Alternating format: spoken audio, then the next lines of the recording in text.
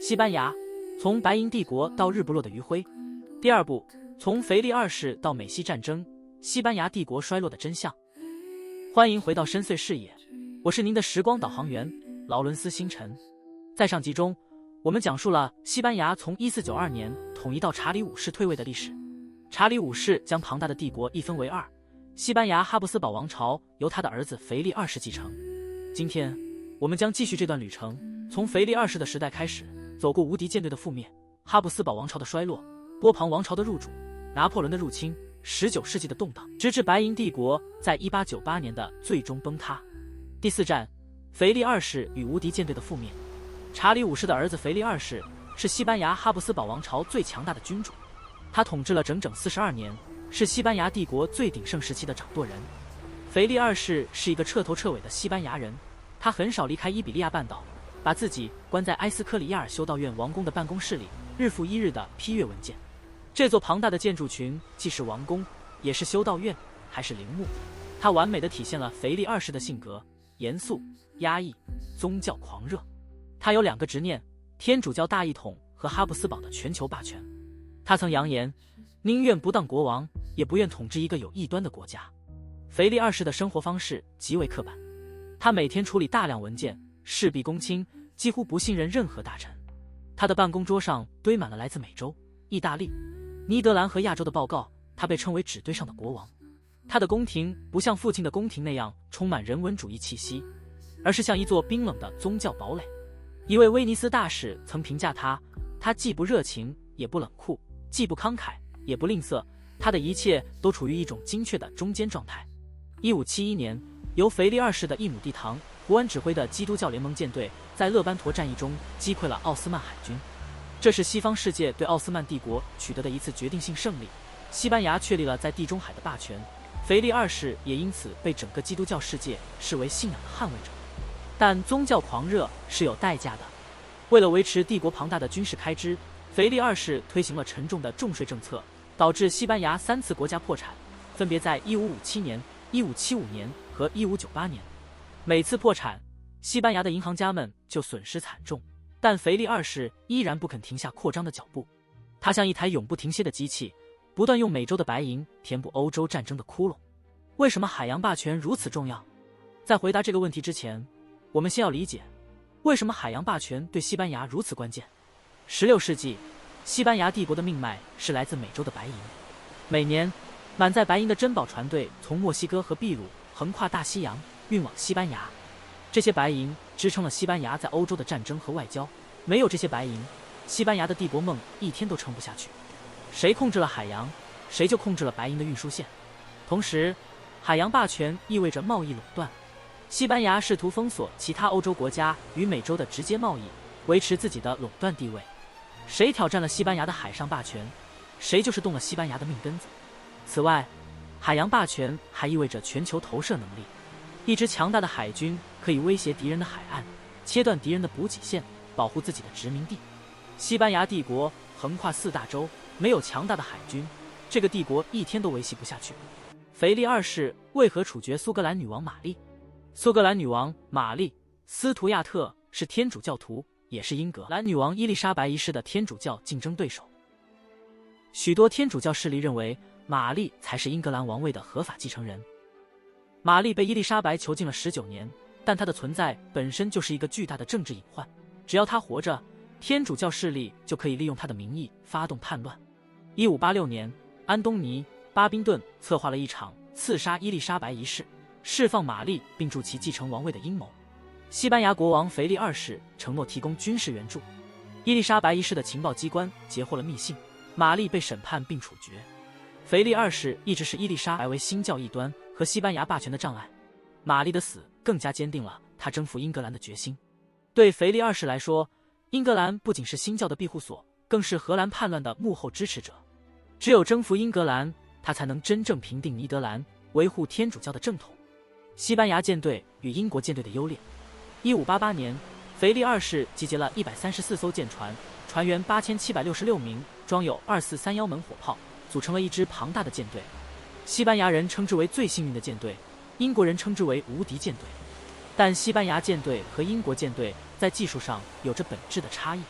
西班牙舰队秉承传统的接舷战战术，靠近敌船，登船肉搏。他们的火炮多为短管重炮，射程近，适合近距离轰击。英国舰队的火炮则是长管轻型火炮，射程远，射速快，可以在远距离持续输出火力。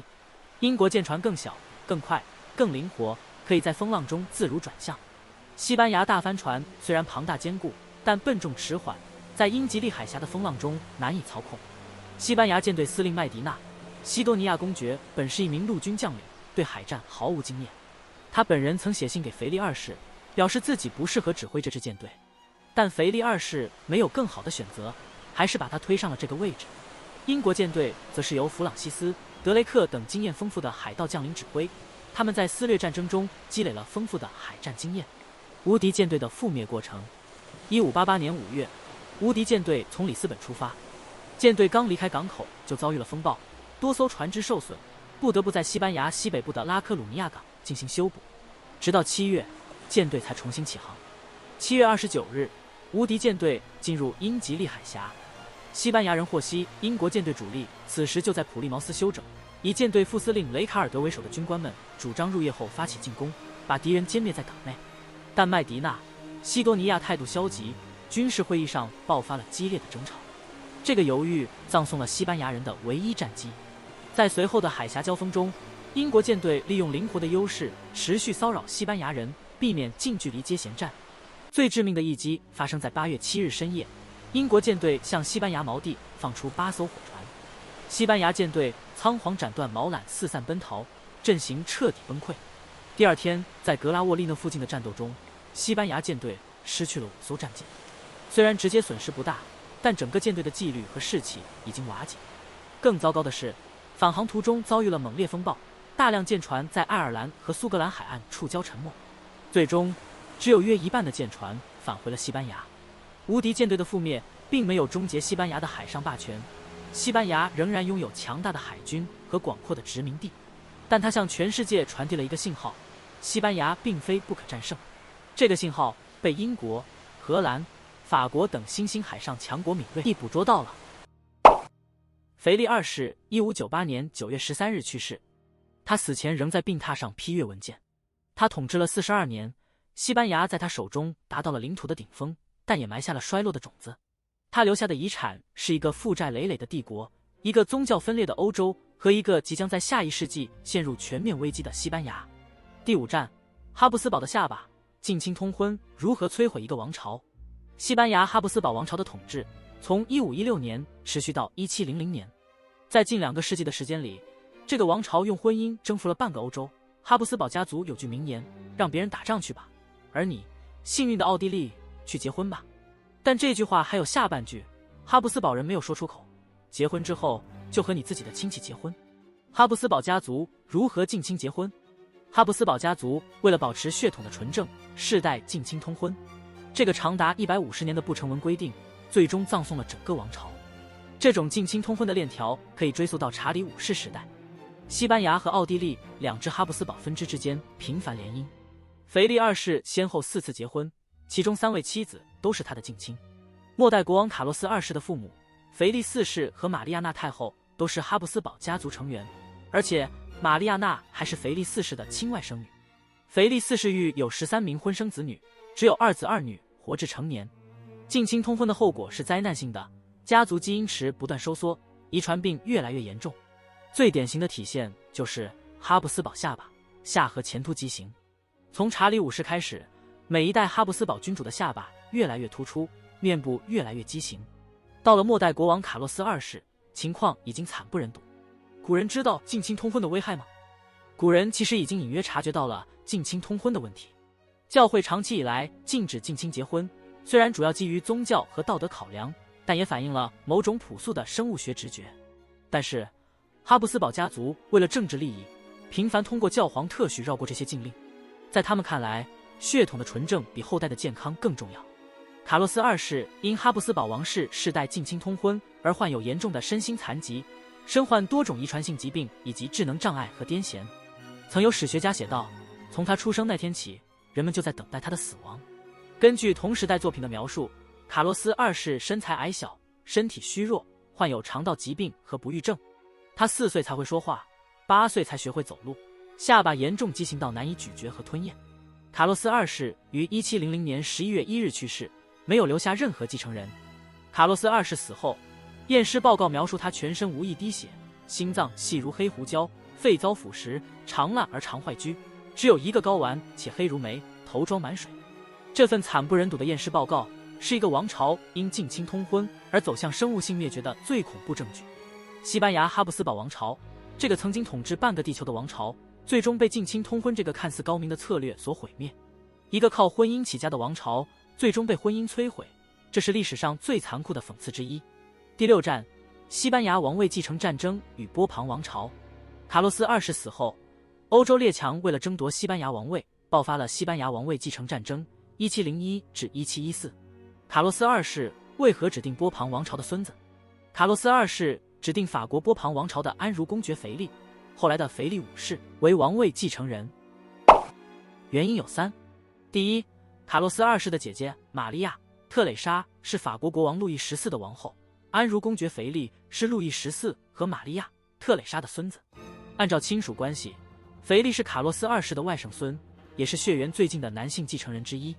第二，卡洛斯二世的母亲是奥地利的玛丽亚娜，她本人也是哈布斯堡家族成员，但她更倾向于让法国的波旁家族继承王位，因为这样可以避免西班牙再次被奥地利哈布斯堡家族吞并。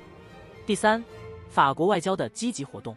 路易14通过外交手段极力推动孙子继承西班牙王位，以确保波旁家族在欧洲的霸权。但是，这一安排引发了大半个欧洲的反对。英国、荷兰、奥地利等国担心法国波旁王朝同时控制法国和西班牙，打破欧洲的权力平衡。战争持续了13年，最终在1713年签订乌德勒支合约。根据合约，腓力五世被确认为西班牙国王，但他本人及其继承人必须放弃兼任法国国王的权利。同时，西班牙失去了在欧洲的尼德兰和意大利领土。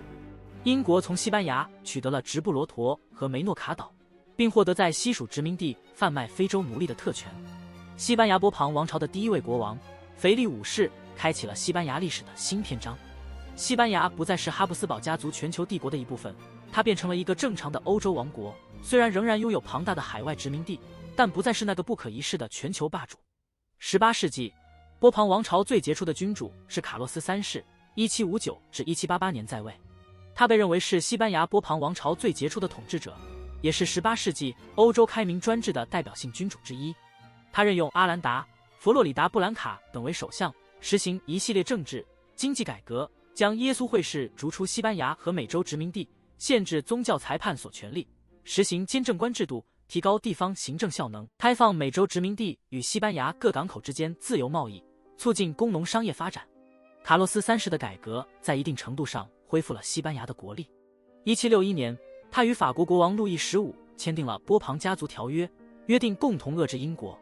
但这个条约却使西班牙卷入了与英国直接对抗的战争中，最终得不偿失。1788年，卡洛斯三世去世后，他的儿子卡洛斯四世继位。与他的父亲相比，卡洛斯四世是一个平庸的君主，把朝政大权交给了宠臣戈多伊。西班牙的国力开始再次下滑。历史留给西班牙的时间已经不多了。第7战，拿破仑的铁蹄半岛战争。1808年，拿破仑·波拿巴的军队入侵西班牙，西班牙人称这场战争为独立战争。拿破仑不是推翻旧政权吗？西班牙人为什么要反抗？拿破仑的入侵名义上是推翻腐朽的波旁王朝，但西班牙人很快就发现，拿破仑带来的解放其实是另一种形式的征服。1807年，拿破仑与西班牙结盟对付葡萄牙，但法军在前往葡萄牙的途中，却顺路占领了西班牙首都马德里。西班牙国王查理四世引狼入室的行为引起了全民愤慨，拿破仑随即废除了西班牙王室，将自己的哥哥约瑟夫·波拿巴扶上了西班牙王位。西班牙人奋起反抗。1808年5月2日，马德里爆发了反法起义。拿破仑并不善待他的联邦成员，他蹂躏他们，所以他们才起来反抗他。西班牙人反抗的不是推翻旧政权，而是被法国人统治。对他们来说，法国人和之前的入侵者没有任何区别。更深层的原因在于，西班牙是一个有着强烈天主教保守传统的社会，拿破仑带来的启蒙思想和自由主义改革，对西班牙的旧贵族和教会来说是致命的威胁。半岛战争持续了6年 ，1808至1814，是拿破仑战争的主要部分之一。西班牙人民在游击战中付出了惨重的代价。法军虽然占领了城市，却无法控制乡村。西班牙游击队利用地形优势，不断袭扰法军补给线，让拿破仑的军队陷入了西班牙溃疡。一位法国军官写道：“我们控制着从马德里到巴黎的道路，但我们控制不了从马德里到任何一个村庄的道路。”1812年，英国名将威灵顿公爵率军在萨拉曼卡战役中击败法军，扭转了战局。1813年，反法联军在维多利亚战役中彻底击溃法军。1814年，法军撤出西班牙，斐迪南七世复辟，西班牙人民赢得了战争，但失去了国力。西班牙的国力已被彻底掏空。更致命的是，拿破仑战争动摇了西班牙对美洲殖民地的控制，拉美独立战争的种子正是在这个时候种下的。第8战，19世纪的动荡与帝国的崩塌。拿破仑战争结束后，西班牙陷入了长达1个世纪的内乱。斐迪南七世的背景。斐迪南七世是前国王查理4世的儿子。查理4世因允许法军过境而引狼入室，导致全民愤慨。斐迪南七世曾被拿破仑囚禁在法国。1813年，拿破仑同意他返回西班牙担任国王。1814年，他返回西班牙后，立即推翻1812年的自由宪法，实施独裁统治。他的统治引发了自由派的强烈反抗。西班牙复杂的区域矛盾。西班牙从来不是一个同质化的国家。加泰罗尼亚、巴斯克地区和加利西亚各有自己的语言和文化传统。巴斯克地区的保守天主教徒在卡洛斯战争中坚定支持卡洛斯派。加泰罗尼亚是西班牙最工业化的地区，自由主义思想流行。安达卢西亚是西班牙最贫穷的地区，社会矛盾尖锐。马德里作为中央集权的象征，试图控制一切，但地方势力始终抗拒。1833年，斐迪南七世去世后，他的女儿伊莎贝拉2世继位，年仅3岁。他的弟弟卡洛斯拒绝承认女性继承人的合法性，发动了第一次卡洛斯战争 1833至1840。卡洛斯派得到了保守的天主教徒、巴斯克地区和阿拉贡部分地区的支持，自由派则得到了城市资产阶级、自由派贵族和外国志愿者的支持。这场战争持续了7年，造成数万人死亡。卡洛斯派最终战败，但西班牙社会已经被撕裂。此后，西班牙又爆发了第2次卡洛斯战争 1846至1849和第3次卡洛斯战争1872至1876。3次卡洛斯战争让西班牙精疲力竭，国家始终无法进入稳定的现代化进程。与此同时，西班牙在美洲的殖民地一个接一个的独立。到19世纪末，西班牙只剩下古巴、波多黎各和菲律宾这几块最后的海外领土。1868年，伊莎贝拉2世被推翻，西班牙陷入了一段混乱的民主6年时期。1874年，波旁王朝复辟，阿方索12世成为国王。西班牙似乎暂时恢复了稳定，但帝国的衰落已不可逆转。1895年，古巴与菲律宾的独立派发动革命，开始反抗西班牙统治。西班牙官方进行了残酷的军事镇压，波及不少美国侨民。1898年1月，美国海军将缅因号战舰派往哈瓦那。2月15日深夜，缅因号在哈瓦那港爆炸沉没，266名船员丧生。美国以此为借口对西班牙宣战。美西战争爆发，这场战争只持续了不到4个月。1898年夏天，西班牙舰队在古巴和菲律宾被美国海军彻底摧毁，这是现代历史上最彻底、最具灾难性、最屈辱的海上失败。1898年12月10日，双方签订《巴黎和约》，西班牙放弃对古巴的主权，将波多黎各、关岛和菲律宾割让给美国。西班牙帝国，这个曾经统治世界1/4土地的第一个日不落帝国，在不到4个月的时间里失去了它最后的主要殖民地。1898年被西班牙人称为灾难之年 El Desastre。 第9战，从1898到1战，西班牙的低谷与挣扎。1898年的灾难之后，西班牙在政治体制和国力上都处于低谷。政治体制上，西班牙是一个君主立宪制国家，但议会腐败，政局动荡。1898年后，各派政治势力陷入混战，君主派、卡洛斯派、自由派、社会主义者都在争夺权力。1909年，巴塞罗那爆发了悲惨州事件，军队镇压了起义，数百人死伤，政治不稳定成为西班牙的常态。军事上，西班牙军队在1898年遭受了毁灭性打击。军队结构性的缺陷和道德上的失败，使西班牙丧失了最后的海外帝国。到1914年，西班牙军队的状况在很大程度上是1898年美西战争失败的结果，士气低落，装备落后，制度僵化。外交上，西班牙失去了所有重要的海外殖民地后，试图寻找国际担保人来保护其在伊比利亚半岛外所剩无几的领土，巴利阿里群岛、加那利群岛以及北非的休达和梅利利亚。西班牙在一战中保持了中立，因为他根本没有能力参与任何一场欧洲大战。经济上，19世纪末到一战前，西班牙的工业主要集中在加泰罗尼亚、纺织业和巴斯克地区钢铁和造船业。与英、法、德等工业强国相比，西班牙的工业化进程缓慢而艰难，农业仍然占据主导地位，且大部分地区实行落后的封建土地所有制。西班牙从一个全球帝国变成了一个偏安一隅的欧洲小国，它的国力已经无法支撑任何一场大规模战争，只能在大国的夹缝中小心翼翼地生存。终点站，白银帝国的遗产。从1492到1898，西班牙走过了400年的兴衰之路。它曾经是第一个真正的全球帝国，领土横跨4大洲。它曾经拥有世界上最强大的海军，让整个欧洲为之颤抖。它曾经用美洲的白银支撑了欧洲一个多世纪的货币体系。据统计，在16世纪，美洲白银产量占全球总量的约 85%。16世纪欧洲黄金储量从55万公斤增至119万公斤，白银从700万公斤增至2140万公斤。仅16世纪就有约200吨黄金和18000吨白银从美洲运抵西班牙。这些白银流入欧洲后，导致货币贬值与通货膨胀，史称价格革命。但是，这些白银并没有让西班牙走向持久的繁荣。大量白银的突然涌入，首先在西班牙国内引发了严重的通货膨胀。16世纪，西班牙的物价上涨了约400%，远高于欧洲其他地区。通货膨胀使得西班牙本土产品的价格相对外国商品变得昂贵，导致进口激增而出口受阻。到17世纪初，西班牙已从粮食出口国变为进口国。当美洲白银年输入量在1590年代达到顶峰时，西班牙90%的工业品依赖进口。西班牙帝国成了一个拥有帝国的穷国。为什么？因为西班牙人自己并没有用这些财富去发展工业和科技。西班牙贵族认为从事工商业有失身份，他们将更多的资金投入土地和奢侈品，而非工业生产。当英国和荷兰在建造工厂和商船时，西班牙在建造教堂和宫殿。当欧洲其他国家在经历科学革命和工业革命时，西班牙的宗教裁判所还在焚烧书籍。西班牙帝国在17世纪陷入了全面的危机，经济衰弱，人口流失，行政瘫痪，军事失败，全球霸权梦想的终结，证据是不可否认的。荷兰和葡萄牙的独立以及美洲原住民的反抗从内部撕裂着帝国。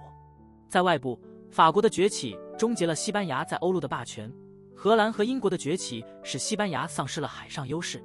一个国家的真正力量不在于它从地下挖出了多少白银，而在于他能用这些白银创造出什么。西班牙拥有了财富，却没有创造出可持续的繁荣。他拥有了领土，却没有建立起持久的国力。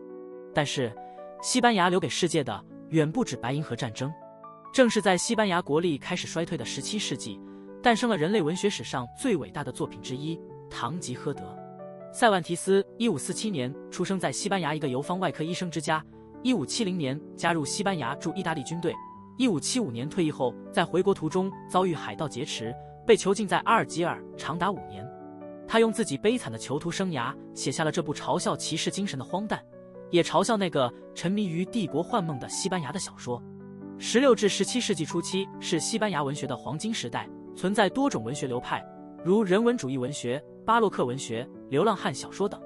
艺术方面，以埃尔、格列科、韦拉斯开兹和苏巴朗为代表，分别发展出矫饰主义、现实主义肖像画。韦拉斯开兹用画笔记录了西班牙宫廷的荣耀与衰败。这些文化遗产比任何白银都更持久。西班牙帝国已经消失了1个多世纪，但它的语言西班牙语仍然是全球近5亿人的母语。它的文化仍然影响着从墨西哥到阿根廷，从菲律宾到赤道几内亚的广阔世界。也许这比任何帝国都更持久。西班牙的故事告诉我们一个深刻的道理：财富不等于力量，领土不等于实力。一个国家可以拥有全世界的白银，但如果它没有建立起能够有效吸收和利用这些财富的经济结构，没有发展出能够支撑长期繁荣的工业和科技，那么这些财富终将流向他人的口袋。西班牙从美洲运回了数不清的白银，但这些白银大多流向了欧洲其他国家的商人和银行家，用来购买他们生产的商品。西班牙人自己并没有用这些财富去发展工业和科技。西班牙的衰落不是因为它缺少资源，而是因为它缺少转化资源的能力。它拥有白银，却没能拥有工业；它拥有领土，却没能拥有国力。它曾经是世界上最强大的帝国，最终却成了一个拥有帝国的穷国。感谢您跟随我走完西班牙从崛起到衰落的这段旅程。如果您对欧洲历史感兴趣，下一期我们将进入第一次世界大战的前夜，看欧洲列强如何在和平的幻觉中走向深渊。以历史为鉴，可以知兴衰。我是劳伦斯星辰，我们下期再见。